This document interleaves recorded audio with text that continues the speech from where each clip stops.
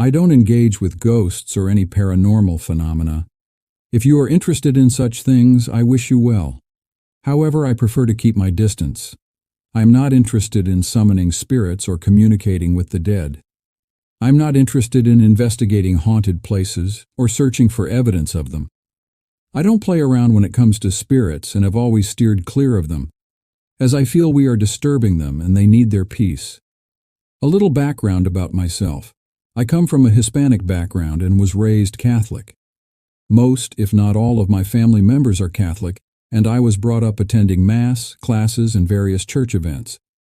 My grandparents from Mexico would have rosaries to pray to the Virgin Mary and held prayer sessions in December. While I wasn't very enthusiastic about it, this was a normal part of my upbringing. I believe in God, heaven, and spirits. As far as I understand, spirits remain on earth because they have unfinished business and have not crossed over to the other side. This belief is rooted in my personal experiences during my adolescence and has made me a true believer. I'm currently 32 years old and will be turning 33 this year. Not many people know the full story of what I went through. Only my mom believed me when I confided in her. The rest of my family knew about my experiences, but they chose to make fun of me and crack jokes about it. They would talk about what they would do if they were in my shoes, turning it into a big joke. I think this is the reason why I avoided discussing it. With that said, this story takes place when I was 18 years old in 2010. I am from a small border town in Arizona. I was a high school senior at the time and ready to graduate, and soon after graduation was enlisted to join the Army that summer. I lived with my parents and siblings in our home. Being the oldest, I had my own room as my younger brothers shared a room. I had a part-time job at a local movie theater at the time and would work nights and weekends. Being a teenager, I would at times hang out with my friends after work, or on my days off stay out late or at times sneak out to hang out late at night. My friends and I were never troublemakers or would do drugs or anything illegal. We were just a bunch of kids hanging out and having a good time making memories. Because of this, my sleep would be messed up, and I would go to bed pretty late at times and even on school nights. This made it hard to wake up, but my dad made sure I would wake up and get to school by continuously knocking on my door and even sprinkling water in my face. At the time, I absolutely hated it, but looking back, I'm glad he did. We've been living in that house for at least 2 years or so, and have never had anything bizarre or out of the ordinary happen to me there. The way my room was set up was my bed was next to the door, and there was a TV in front of my bed towards the wall. Behind the TV was a big long window where you can see out the front of the house onto the street. It was a fairly busy street, so it was not out of the ordinary to see cars passing by at random times of the night. The window had those long white vertical blinds, the kind that you can slide back and forth, but there were many of them, so there would be little gaps between them. If you would move them, they would sway back and forth. One night as I was trying to sleep but was tossing and turning, in the corner of my eye, I saw my closet door slowly start to open. It wasn't like in the creepy movies where you hear a creak or anything like that. It was more of a, that is weird. I paid no mind to it, as I only saw it move a few inches and maybe I didn't close it all the way anyway. As I kept tossing and turning, I felt a light tap on my right foot's big toe. I opened my eyes and got up a bit, looking around. I was weirded out, but maybe thought it was one of my brothers playing a trick on me. The unusual thing about it is that I always lock the door to my bedroom. I still do that to this day. If it was one of my brothers, he must have played the long game, as it was around 1 a.m. at this time. I got up and turned on the lights. I looked around my room and closet and nothing. I made sure that my door was still locked, and it was. Weird, I thought to myself again. The next morning I asked my brothers if they were in my room trying to mess with me, and they all looked confused and said no. I warned them, "If I see you in my room, then you'll be pay," or something like that. They already knew that I didn't like them in my room and would tell me if they did. That night, as I was trying to go to bed, I made sure my door was locked and as well as my closet door and looked around my room to make sure my brothers didn't sneak in there. I then watched some TV before going to bed. I wasn't sure what time it was, but out of nowhere my TV turned off. I got up and turned on the lights and turned the TV back on. I guess I had fallen asleep, but later that night, I heard the TV turn back off. This was those older box television that would make a sort of clicking noise when it's turned off or on. If you're older than 25, you know what I'm talking about. When I woke up, I saw my closet door ajar. I thought to myself, WTH is going on. I was getting a bit creeped out at this point. I then tried going back to sleep again as it was a school night. I recall being covered by my blanket and lying down face up. Then, as before, I felt a tap on my big toe. I kicked my foot trying to push whoever was there, but no one was there. Being frustrated, I went to my brother's room. They were all fast asleep, and there was no way they could have been in my room as I went straight there. I returned to my room and checked all over again. Once again, nothing. I went back to sleep. When I woke up in the morning, my closet was open again. I remember I had woken up as the sun was coming up, so there was some light. I didn't realize it until later, but there was a blind or two slowly swaying back and forth. My mom saw me later that morning and asked if I was okay. Maybe Mom's intuition or something, but according to her, I looked very tired and had dark circles under my eyes. I told her that I was having issues sleeping and that I kept feeling something tap my foot and my closet would keep opening. I even told her about the TV. She gave me a weird look and kind of was taken back. She told me I shouldn't be watching TV that late anyway, and told my brothers if it was them messing with me to stop. They were as confused as my mom was. The day went by as normal, and when it came time to go to bed, I didn't turn on the TV as I was very tired and wanted to get some rest. I was fast asleep, and once again I felt something on my foot. I tried to ignore it, but moments later it felt like someone was gently pinching the blanket by my toes and lifting it. It didn't hurt, but was more to get my attention from the weight of the blanket falling back on my feet. This happened about 3 times in a row. I kicked my feet and said, WDH. I turned on the lights and no one was there. The closet was cracked open. My heart was beating fast. I was trying to catch my breath. I didn't know what to think. Am I going crazy? Am I imagining things? I tried sleeping with the lights on that night. I couldn't, and even with the blanket over me, it got too hot and had to keep uncovering myself. Needless to say, I didn't sleep again. I stayed, but until the sun came up and had fallen asleep, but was woken up by my dad's knocking to get up and get to school. Here we go again, I thought to myself. I saw my mom and told her what had happened. She had a concerned look on her face but didn't say anything. When I got back from school, she asked one of my brothers to sleep in the room with me. I was not opposed to that, as I felt it may have helped. My brother was sleeping on the floor, and he asked what was going on.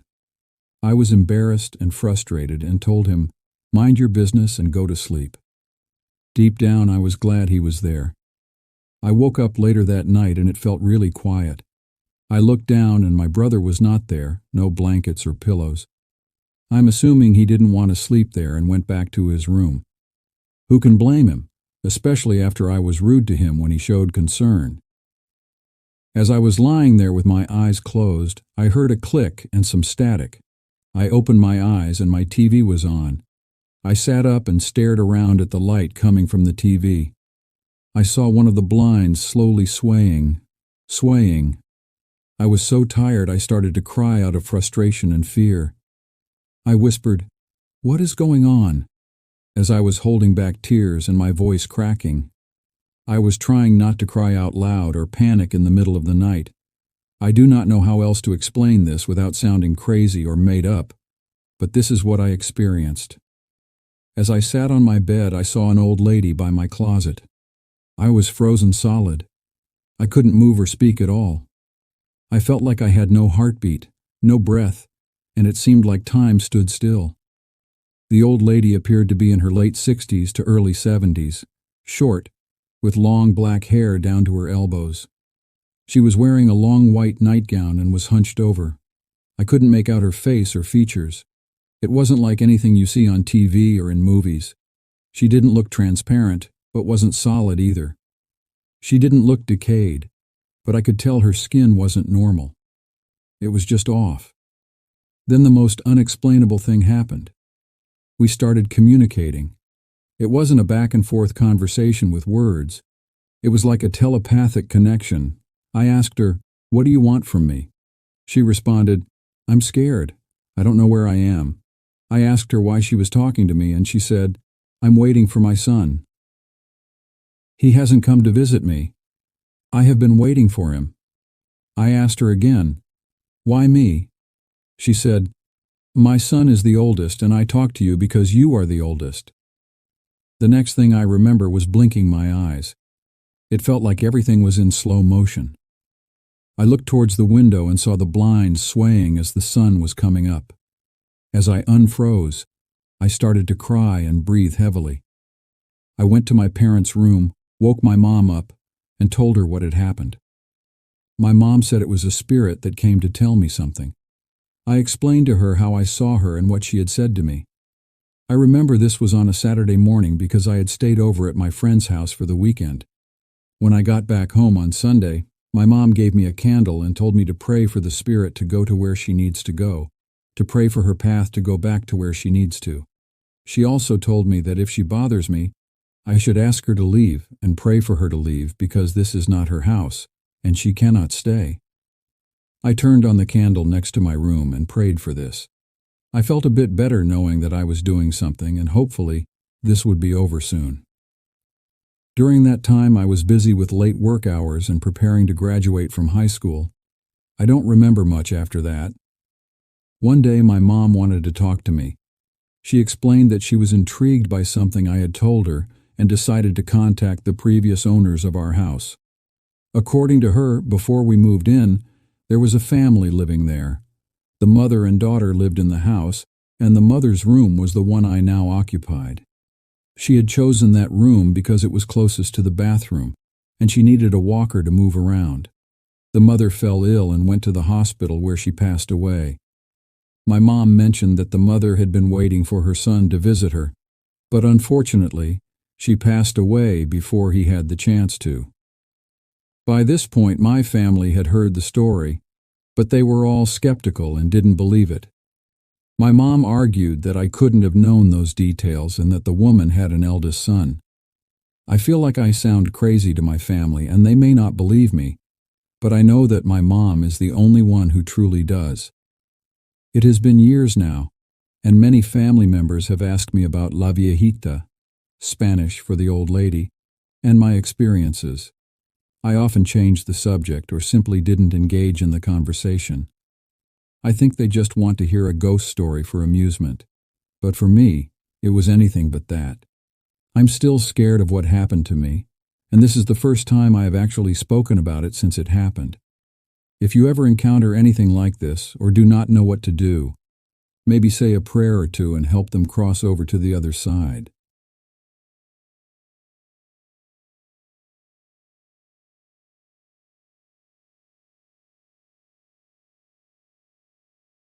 Let me start by saying that this story is absolutely true, but I don't remember everything in detail that happened.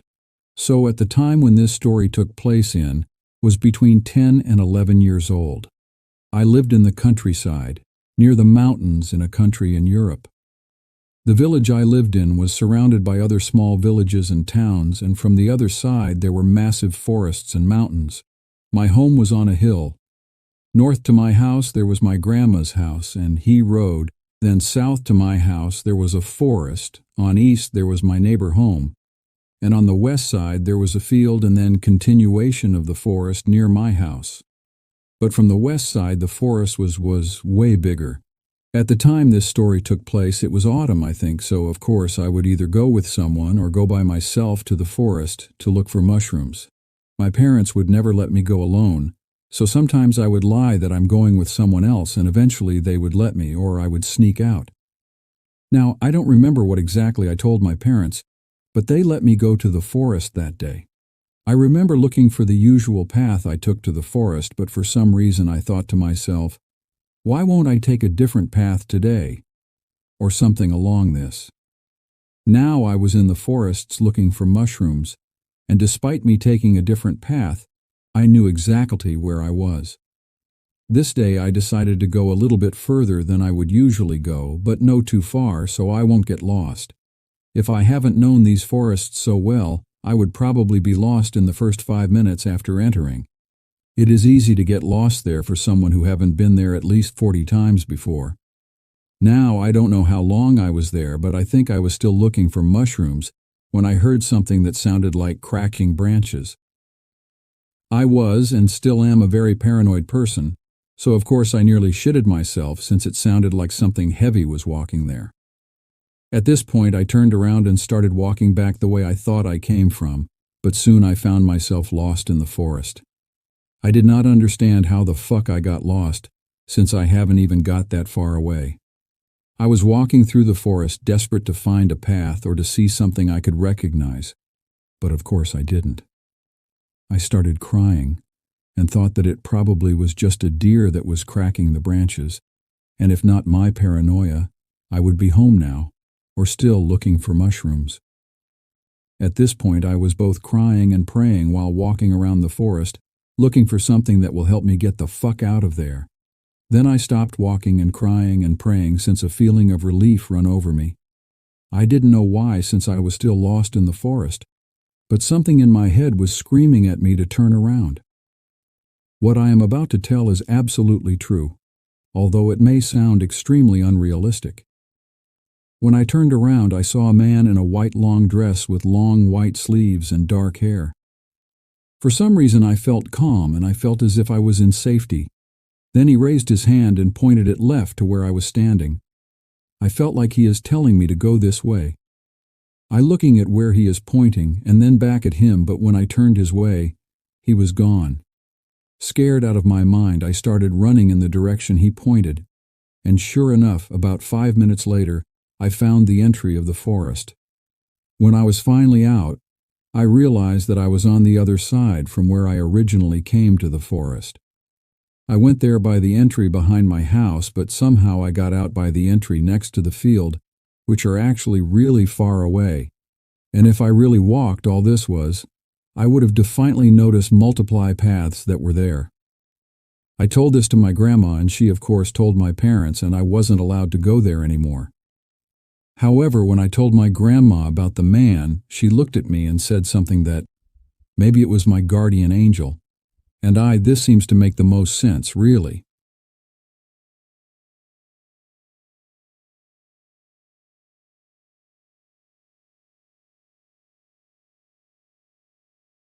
As someone who grew up along the coast of South Africa, folklore and urban legends were never something often talked about. Sure, we have our fair share of ghost stories, and even my grandfather has told us about his own encounters with the paranormal when he used to work in the warehouses down by the docks. But when it comes to creatures like Bigfoot and skinwalkers, there are almost none I have at least heard of here. Now, this happened recently, a couple days ago actually. I've been known for my not-so-great memory, so I thought I'd write this down before I forgot. Not that I could. What I saw that night will forever be burned into my brain. I'm just about to finish school and my sister was home from university, so my family decided to take a trip to a coastal town not too far from our city. It is a lovely place, and we all share fond memories of Christmas and Easter there. We've gone so many times that the hour drive feels like minutes to me. That road had also become so familiar that it seemed impossible that anything bad could happen along it. That was until a week ago. My dad had to work, so we left quite late. It was still light enough outside, and the plan was to get there before dark, like usual.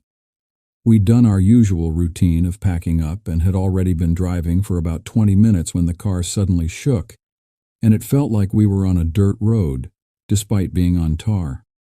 My dad quickly pulled over and stopped on the side of the highway, on a stretch of long grass that was lined by trees used as a windbreak. It was not long before we discovered the back tire had burst, ripped almost entirely away from the rim. This usually wouldn't bother me as it was a quick change, but of course, things never go smoothly when you expect them to. Not only was the tire under our car, but it was locked in place to prevent someone stealing it. After years of being exposed to muddy roads and water, The lock had rusted shut so much that the key wouldn't go in. My dad finally relented and had to call someone to come help us. Another important detail was to mention my lack of shoes. Since we were only supposed to be traveling from one point to another and both places which had relatively soft ground, I never thought to even wear sandals anymore. And since the car was up on a jack, we had to get out and stay away. As if the cold from winter wasn't enough, I was constantly stepping on thorns and in mud, my closest pair of shoes locked away in the boot. This meant I had to find the clearest patch of dirt and stand in it until I found another, forcing me to stay in one spot. By the time the tow truck arrived, the sun had set and the overcast sky was quickly getting dark. The area was surrounded by lots of farmland, meaning every now and then the haunting sound of cows calling rose up in the distance. I have slight nyctophobia, or the fear of the dark, as I often have a horror podcast or spooky stories like these playing while I work or play games. I'm the kind of person who loves horror, but is then unable to sleep for the next few nights, only to listen to more later. The guy trying to get the latch off, we'll call him Greg, went under the car and started hammering away at it from what I heard. He worked for about half an hour trying to get it off, and by then, it was pitch black. My mom, dad, and sister were all a few meters away while I was stuck, trapped in my little circle next to the car. I jumped every time someone walked past, or a car suddenly raced by us, though those helped ease my mind a bit. Since it was dark, you were unable to see anything out of range of the light from our vehicle, so other cars passing helped illuminate the area and tall grass around us. Now, this is when things turned sour. Being as paranoid as I was, I constantly looked at the surrounding area whenever a vehicle went by, making sure there was nothing there. Of course, there wasn't for the first few times, but then something happened that sends shivers up my spine just thinking about it now. About 50 feet away, right in front of us was a tree that stood out from the rest, in the middle of this strip of island instead of on the side. It wasn't terribly tall, but was alone with no low-hanging branches. I felt my heart stop when I looked at it, and something was looking back at me. I can only describe it as a face, but it was pale, almost white, and the eyes seemed like they had sunken at the head. It had a long, thin torso from what I could see that stood well above an average man. Its nose was elongated, like that of a buck's, yet seemed strangely human at the same time. I could just make out a thin, clawed hand gripping the trunk as it stared. I was frozen in fear when the other car passed and that area was thrown into darkness. I kept telling myself that it was just the night playing tricks on me, that it was actually an old log that looked like a face. But when the next car came by, it was gone. That was it for me. Not even caring about the thorns anymore, I hurried across to where my family was standing, taking my place in the middle of them, but the rest of the time I was on edge. Every twig that snapped and tree that rustled had me spinning around and staring into the darkness. More than once I caught a glimpse of two glowing dots that would disappear as soon as I found them, and shadows would move in my peripheral vision. At random times I'd feel my breathing become strained for no reason, and the hairs on the back of my neck prickled, like we were being watched. The winch we'd been using was one of those that was assembled from multiple parts, so when my dad was done with it, I took one of the metal poles and held it like a weapon. It granted me some feeling of safety, and I didn't even care about the weird looks I was getting from my mom. Keep in mind, I hadn't told my family about any of this. My dad would have laughed and told me I was imagining things, and my sister would have just freaked out. After all, who would believe what I'd seen if they didn't see it for themselves? All I could do was wait the agonizingly long 2 hours we spent on the side of the road, clutching the bar so tightly that my fingers hurt, but I never dared to loosen them. After what felt like forever, they were finally done, and I couldn't wait another second before basically diving into the back seat. It took 10 more minutes before we actually started driving, and as we did, I looked where I'd first seen that thing. Of course, my worst suspicions were confirmed. There were no white logs anywhere around it, or branches or bushes that resembled what I'd seen. Whatever it was had been there, and then moved when it was spotted. Trying not to think about it, I jammed my earphones in, blasted music and closed my eyes, trying to sleep and forget about that. Only after we turned a corner did I realize all my muscles had been tensed and finally allowed them to relax. Like I said before, I've never heard of any urban legends that look like that thing, and the ones I have are mainly only from America. I want to look into it more, but I think part of me doesn't want to know what that creature was, whether it was some kind of African Wendigo, if that's even possible, or a ghost. I'd prefer to have some peace of mind, and I know that from now on, I'm only ever going to travel down that highway during the daytime.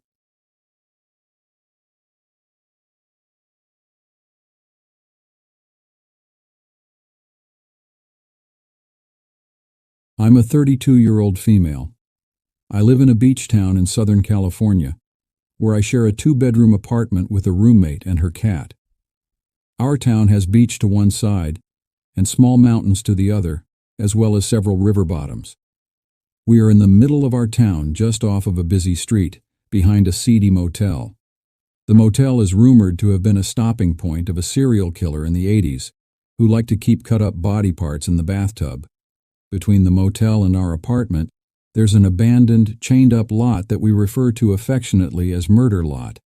It has a lot of large, overgrown bushes, as well as a few small trees. Many critters and even a vagabond or two could easily live there without anybody knowing. There is also a slim walkway leading from the lot and winding back between our building and the one behind us, and it passes by our bathroom window, which is too high for anybody to see into from one side or the other. It's at least 6.5 feet off the ground. I always get an extremely uneasy feeling every time I have to pass by Murder Lot, especially at night. I'm not much of a cannabis user, but I did accept a gummy from my roommate once when my body was extremely sore from a long weekend. That night, I dreamt of a skinwalker stalking me. I woke up the next day with my heart pounding, but told myself it had to have been a result of the THC in my system. I didn't dream about skinwalkers again. My roommate went out of town one night, so her cat slept in my room with me, perfectly cuddled up. We both were startled awake at around 4 a.m. to a loud beep, beep, beep, sounding like a smoke detector. I would have sworn it was going off in my room. When I awoke, I was hot and sweaty. That, mixed with the sound that woke me up, led me to believe that our building was on fire. Again, I had just woken up and was still gaining the ability to make sense of anything. However, the smoke detector was no longer going off. It shut off on its own. I got up to see what was happening, expecting to see flames outside, to see or smell smoke, something. When I walked into the living room and looked out the window, I saw nothing. Nothing except a pure white cat I had never seen before. The cat was statue still, gazing directly into Murder Lot. Something about it made me freeze. I stared at that cat for a while, neither of us moving. Eventually, my roommate's cat approached me, exposing his belly at my feet. I looked down briefly to pet him, and when I looked up, the white cat was gone.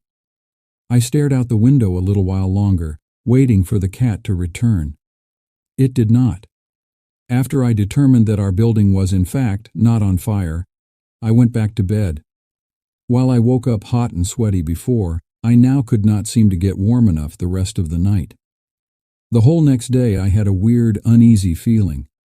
I haven't heard any phantom smoke alarms or seen any strange cats again, but I have since noticed the fence being bent towards the ground, enough for a cat or very skinny person to crawl under. About a month later, around 8:30 p.m., I let my roommate know I would be taking a shower in case she needed to pee before I occupied the bathroom. I did, however, leave the bathroom door unlocked, in case the cat needed to use his litter box in there. I was washing my hair when I heard a knock that I thought was coming from the bathroom door. I pulled the shower curtain back and said, "What's up?"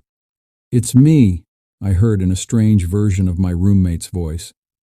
I didn't think anything of it, as we often use silly voices when communicating. Thinking the cat must have needed to come in, I opened the bathroom door expecting to see him. Nothing. I stood like that for a moment in the steamy bathroom, wondering what the hell just happened. I closed the bathroom door, and my mind and heart started racing. What the hell was that? When I came out, I asked my roommate if she had knocked, and she said no. I believed her because she was sitting exactly as she was before I had left the room.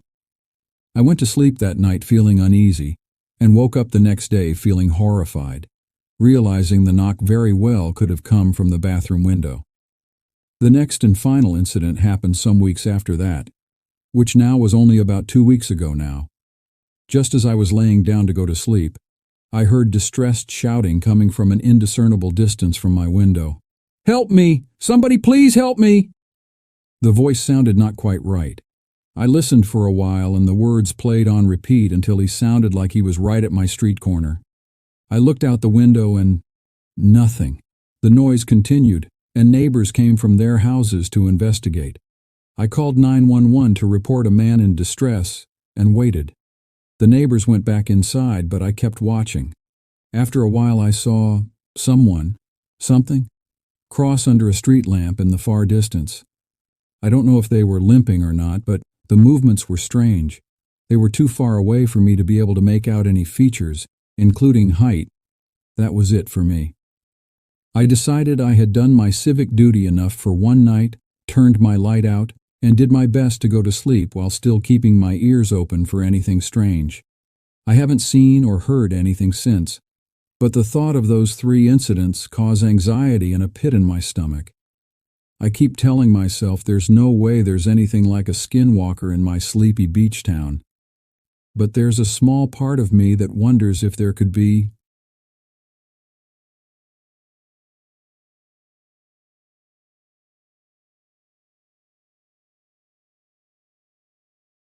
In the heart of the Arizona desert lies a stretch of land where legends intertwine with reality, where shadows move with intent, and where the wind carries whispers of ancient spirits. It is here that I found myself one moonlit night, drawn by tales of a skinwalker prowling beneath the starlit sky. The air was thick with an unnatural stillness as I ventured into the mesquite and juniper-studded wilderness. The crunch of twigs beneath my feet echoed louder than it should have, unnerving me with each step deeper into the unknown. The saguaros stood sentinel-like, casting eerie silhouettes against the backdrop of the night. I had heard the stories from the locals, the warnings to stay away from these cursed lands after sundown. But curiosity is a potent force, and the allure of uncovering the truth behind the whispers was irresistible. As I walked, a sense of being watched washed over me. Goosebumps prickled my skin despite the warm desert air. Shadows danced at the periphery of my vision, teasing and fleeting like specters playing tricks on my mind. I quickened my pace, trying to shake off the unease, but the feeling of dread only grew stronger. Suddenly, a plaintive howl pierced the silence, echoing through the canyon walls. It was not the cry of a coyote nor the call of a desert owl. It was something older, something primal that sent a shiver down my spine. I hesitated, my heart racing as I strained to locate the source of the sound. Then, from the darkness ahead emerged a figure. At first glance, it appeared human, but its movements were unnatural, fluid yet disjointed. Its eyes glowed with a malevolent light, reflecting the pale moon above. I froze, terror rooting me to the spot as the figure drew nearer. The skinwalker, for that is what it must have been, wore the guise of a desert dweller, a tattered cloak of coyote pelts draped over its hunched shoulders, feathers woven into its hair, and bones adorning its wrists. Its face was a mask of ancient secrets and twisted desires, a visage that spoke of a pact with darkness. I tried to retreat, but my feet refused to obey. The skinwalker's voice slithered into my mind, a cold whisper that spoke in tongues long forgotten. It knew my fears, my doubts, and it reveled in them. With each step closer, its presence grew stronger, suffocating me with the weight of centuries-old malevolence. Just as it reached out to touch me with fingers tipped with claws, A sudden burst of light exploded across the sky. The skinwalker recoiled, hissing in fury as the brilliance banished the shadows around us. It was a moment of reprieve, a fleeting chance to break free from its grasp. I stumbled backwards, scrambling to regain my footing. The creature snarled, its form flickering like a mirage in the desert heat. With a final piercing glare, it vanished into the night, leaving behind only the echo of its unearthly howl. I fled from that cursed place, driven by primal instinct and the desperate need to escape the darkness that threatened to consume me. The whispers of the skinwalker lingered in my mind long after I returned to the safety of civilization, a haunting reminder of the thin veil between the known and the unknown, between reality and the realm of nightmares. And so the legends endure, carried on the winds that whisper through the whispering woods of Arizona, where the spirits of the past still roam, and the skinwalker waits for those who dare to seek the truth hidden in the shadows.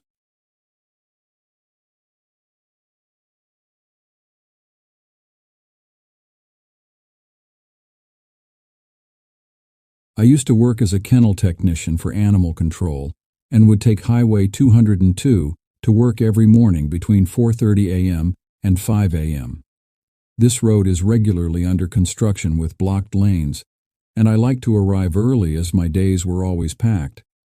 The night had been filled with rain, and the early morning had thick fog similar to what you'd see in Silent Hill. So I drove a bit slower and spotted a massive glowing orange sign marking the beginning of the construction.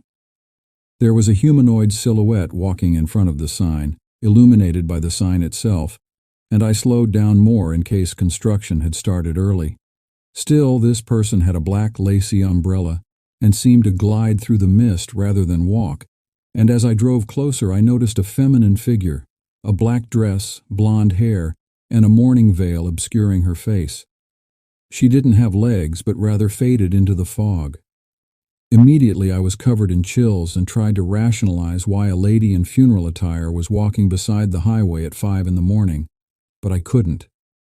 I knew the area didn't have a funeral home or a cemetery for a fair distance, and as I was parallel to the sign, she vanished.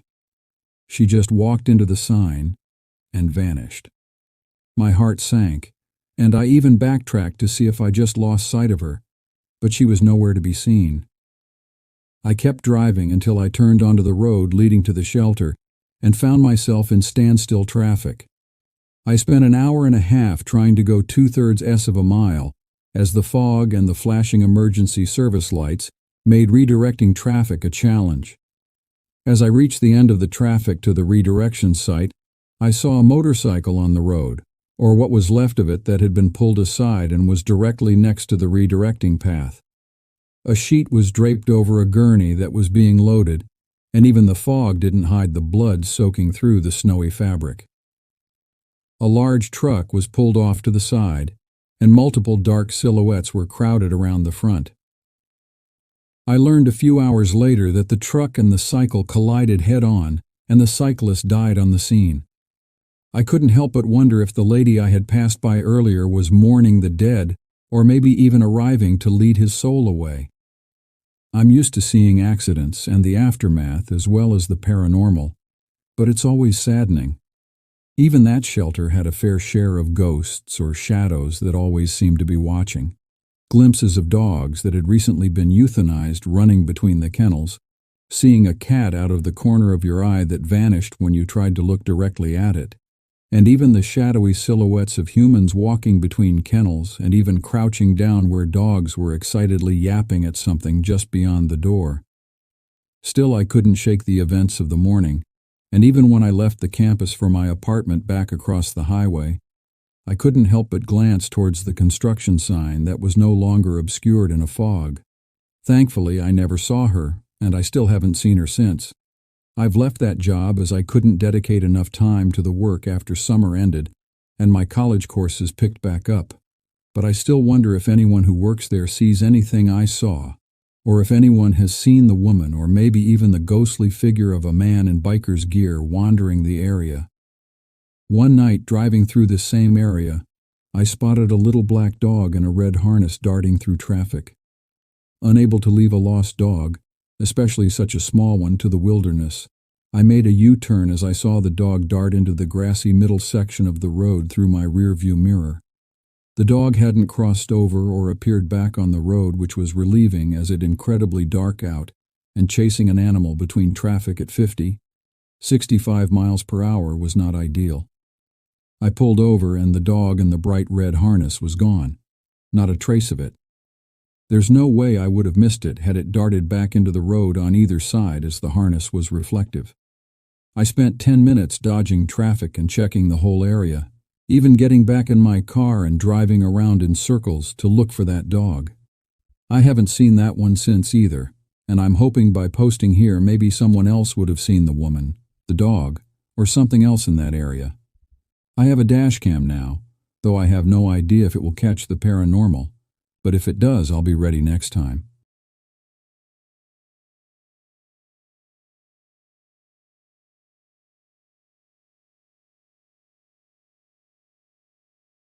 I'm your average early 40s guy. Recently divorced on my own, with my 3 kids living with me every second week. This week the kids were at their mother's. I hated these weeks. The house seemed far too empty. To say I was suffering from empty nest syndrome would be an understatement. It was Monday, and what you would call a typical Monday. Work was frustrating. My crew and I were building a house, and we were in the framing stage. We had fallen behind, and nothing I could do motivated them. It was hot as hell. Usually I would have done shorter days, but we were so far behind I was doing all I could to catch up, including working until dark every night all by myself. I got home that night about 10:30, had a quick shower, a bite to eat, and crashed. About 3 o'clock or 3:30 I was awakened by what looked like a shadow in my bedroom doorway. Blacker than black, not transparent at all. I went to get up thinking someone was in the house. The dark shadow was immediately on top of me, pinning down my legs and arms. It had what looked like a body of some sort, sitting on my legs with 2 appendages holding my arms. I was in great shape at the time, working in construction and being an up-and-coming powerlifter. Try as I might with all my strength, I couldn't move. I fought and fought, but no matter what I did, I couldn't move. All of a sudden it was gone, and I could move freely again. I sat up in bed shaking, wondering if that really happened, or if it was just a terrible nightmare. I decided it was just a nightmare, and wandered downstairs for a quick drink to calm my nerves. In about a half an hour I was headed back up to bed. The next day at work was just as frustrating, drifting even further behind schedule. I asked my crew if they wanted to change to a 4 a.m. to noon schedule for the rest of the week and beat the heat. None were interested. My guys were usually very good, but I guess the heat was too much for all of them. Looking back, maybe I should have shut down for the week. I worked again until about 10:30, then headed home. Same scenario as the night before: shower, quick dinner, and bed. The last night's adventures a distant memory. Again, at around 3:30, I was awakened by the same black shadow in the doorway. As with the night before, in a flash it was on top of me, this time sitting on my abdomen. Again it was far too heavy or strong. Despite how I tried, I couldn't move, and this time I was having trouble breathing. I struggled and struggled, but it was no use.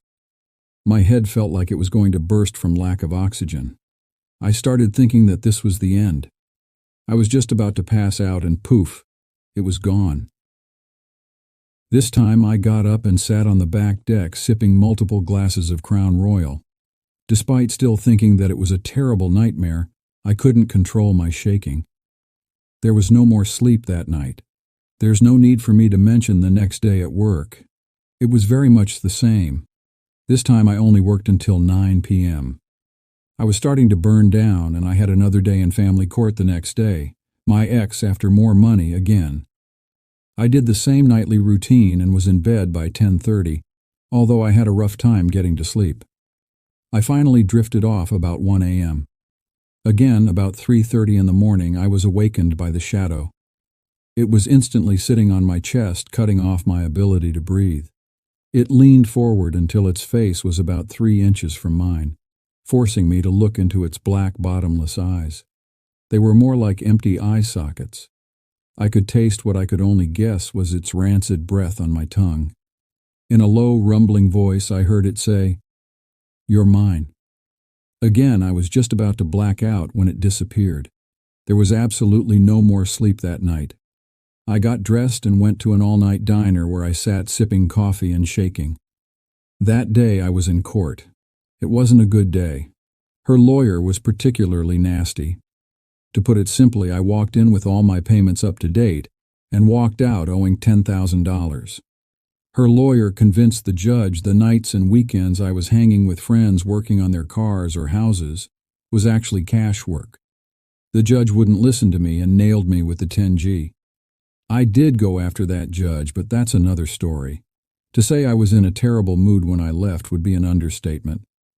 I went to the gym trying to work off my frustrations, but it was no use. After the gym, I went by the job site to see how things had gone without me. I shouldn't have. The owner was there and immediately started tearing a strip off me because my guys left at noon. I couldn't blame his anger, so I just continued to apologize. I had no excuse. On my way home, I stopped at our little pub liquor store and picked myself up another bottle of Crown. I had completely forgotten about my little entity problem. My dinner that night was of the liquid variety. I killed the better part of my bottle. It was a good thing I only bought a 26R. I tossed and turned in bed, my anger boiling over. At about 3:30, me wide awake, I saw the black mass forming in my bedroom doorway. In a rage, I jumped out of bed screaming, "Not tonight, you asshole!" I bolted across the bedroom and slammed into the door jamb, almost knocking myself out. I never saw that entity again.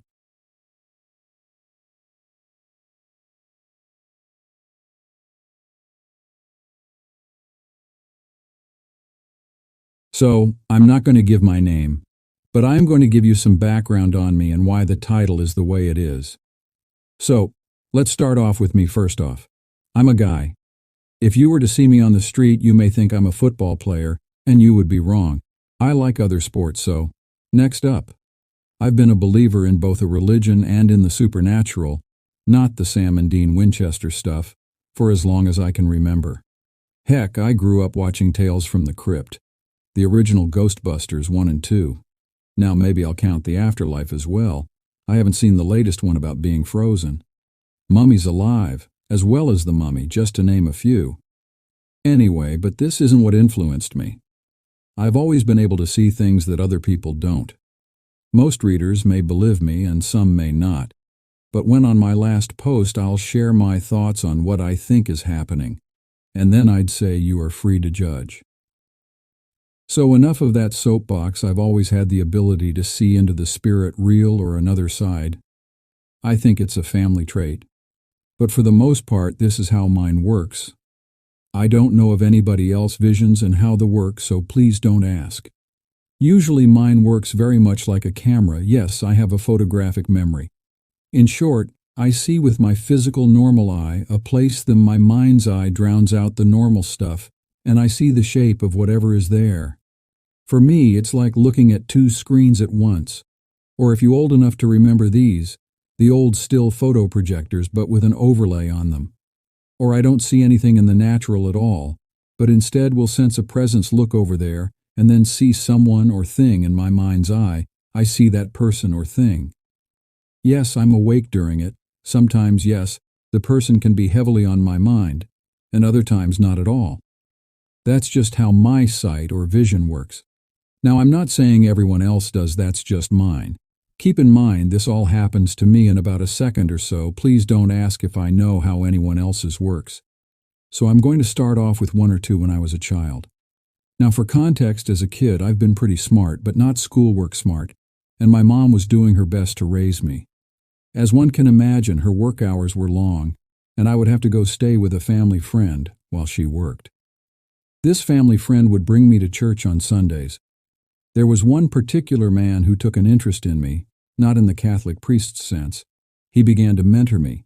He was also a deacon in the church. When he began to get sick, he passed on his deaconship to me. I was a kid, barely holding my own in first grade, let alone for any type of leadership. Yet he did, as time went on. I was trained and taught the ways of the deacon, or at least the physical part. It was, I think, sometime later that I began seeing it. Since my mom worked the overnight shift, I had to stay the night with her. My mom's friend was retirement age, so no weird comments, please. We stayed in the same room, but I was on a fold-out bed that faced the doorway. Yet when I went to sleep at night and all the lights were turned out, I could make out the image of a man in the doorway. There were no men in the house. He never said anything. He never did anything. He never crossed the threshold of the door. Yet he was always there. I don't remember if I brought it up to anyone. Yet what I do know is that it stopped shortly after when the man who was mentoring me died. My biggest theory is that he was checking on me in the spirit world, to see if I was all right, like in a fatherly manner. My next one is similar, so a bit of history first. I met my grandfather twice. First time I was too young to remember, and the second time I was in second grade, I believe. He didn't live close to us, and when he saw me, he gave me a scowl that could curl paint, curdle milk, and make an FBI agent rethink his life choices. So yes, I was afraid of him, thus not someone I wanted to think about too much. Yet one night in September of '96, yes, it's important, I saw a full-figured outline and felt it was him right at the foot of my bed. He walked around my bed. He wasn't angry at me. The impression that I had gotten was that of a parent looking in to see if his kids were okay. I asked my mom about it in the morning, and she said that she had felt a presence in the house. She thought it was me. I replied no, I stayed in bed all night. In February of '97, he died. It did hurt, but once all the preparations and the funeral were taken care of a few months later, my mom asked me about that night in September. As we both went over it, we both got the impression that it was my grandfather who showed up that night. Mind you, he has never been to the house ever.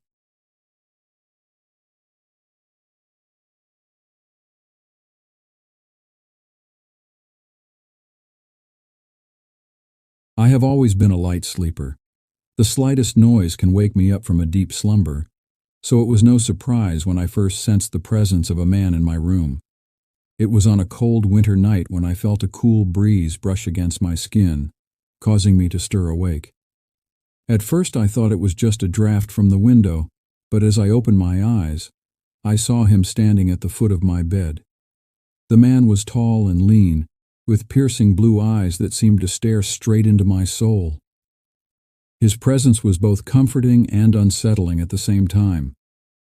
I tried to speak, to ask him who he was and what he wanted, but no words came out of my mouth.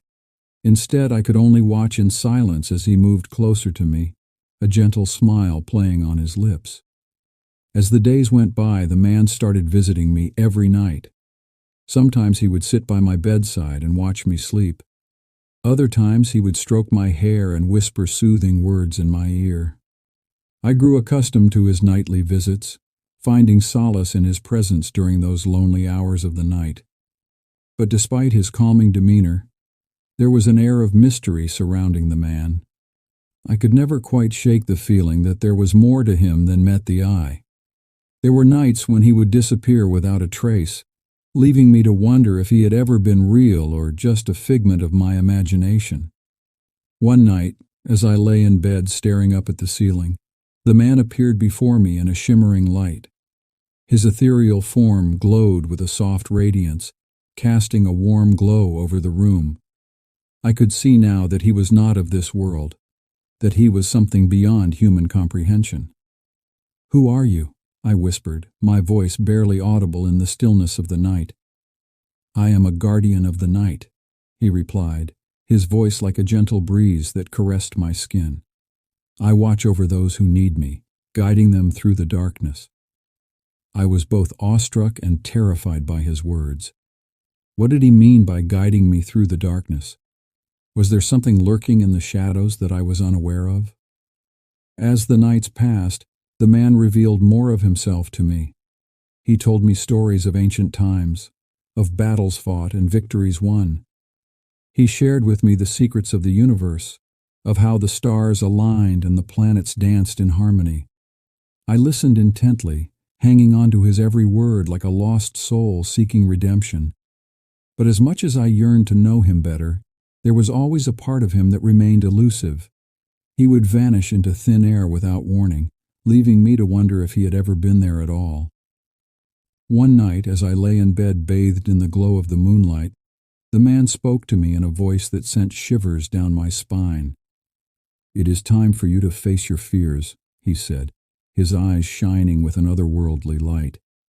"There is darkness within you that must be confronted, a shadow that threatens to consume you if left unchecked." I felt a chill run down my spine at his words. What darkness was he referring to? Was there a part of me that I was unaware of, lurking beneath the surface like a dormant volcano waiting to erupt? The man reached out a hand towards me, his touch sending a jolt of electricity through my body. I could feel the power surging through me, awakening something deep within my soul. "Do not be afraid," he whispered, his voice like a gentle caress. "Embrace the darkness within you, for only then can you truly be free." And with those words the man vanished into the night, leaving me to ponder his cryptic message. I lay in bed for hours, my mind racing with thoughts and emotions that I could not explain. In the days that followed, I found myself drawn to the darkness like a moth to a flame. I delved into the deepest recesses of my mind, searching for the source of the shadow that the man had spoken of. And as I confronted my fears head-on, I felt a sense of liberation wash over me like a cleansing tide. I no longer feared the darkness within me, for I knew that it was a part of who I was. And as I embraced my true self, I felt the man's presence fade away, his nightly visits coming to an end. But I will always remember the man who visited me every night, the guardian of the night who showed me the true meaning of courage and self-discovery. And as I drift off to sleep each night, I know that he will always be watching over me from the shadows, guiding me through the darkness with a gentle hand and a kind heart.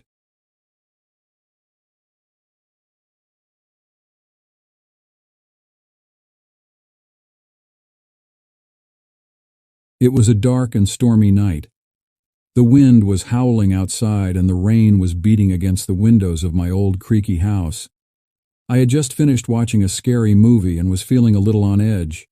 As I made my way up the creaky old staircase to my bedroom, I couldn't shake the feeling that something was watching me. I tried to shake off the feeling and convince myself that it was just my imagination playing tricks on me. But as I entered my room and turned on the light, I froze in shock. Standing in the corner of my room was a figure dressed in all black, with pale ghostly skin and dark sunken eyes. My heart raced as I stared at the figure, unable to move or speak. It didn't move, just stood there, staring at me with a malevolent gaze. I tried to convince myself that it was just a trick of the light, or a figment of my overactive imagination. But deep down, I knew that what I was seeing was real. I slowly backed away from the figure, my hands shaking with fear. As I reached for the doorknob, the figure suddenly lunged towards me, its long, bony fingers reaching out for me. I let out a scream and slammed the door shut, locking it behind me. I sat on the floor, my heart pounding in my chest, trying to make sense of what I had just seen. Was it a ghost? A demon? Or was it all just a hallucination brought on by fear and exhaustion? I tried to shake off the fear and convince myself that it was all just a dream. But as I laid in bed, unable to sleep, I heard strange noises coming from the hallway outside my room. Footsteps echoed on the wooden floors, whispers floated through the air, and a cold, icy breeze swept through the room. I sat up in bed, my heart racing as I saw the figure standing in the corner of my room once again. Its dark, piercing eyes bore into mine, sending shivers down my spine. I could feel its malevolent presence filling the room, suffocating me with its icy grip. I mustered up the courage to speak, my voice shaky and weak. "Who are you?" I asked, my voice barely above a whisper. The figure just stood there, staring at me with a haunting gaze. I begged for it to leave me alone, to go back to whatever dark place it had come from. but the figure just laughed, a deep guttural sound that chilled me to the bone. I buried my head in my hands, tears streaming down my face, as I felt the figure move closer. Its icy breath brushed against my cheek, sending a shiver down my spine. Suddenly, a blinding light filled the room, and the figure disappeared in a puff of smoke. I looked up to see a figure bathed in light standing before me, its face kind and compassionate. "Child, do not be afraid," the figure said, its voice calm and soothing. "I am here to protect you from the darkness that seeks to consume you."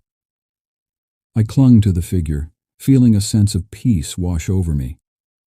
"Who are you?" I asked, my voice barely above a whisper. "I am your guardian angel," the figure replied. "I am here to protect you from the forces of evil that seek to harm you. Do not fear, for you are never alone." And with that, the figure vanished, leaving me in a state of shock and awe.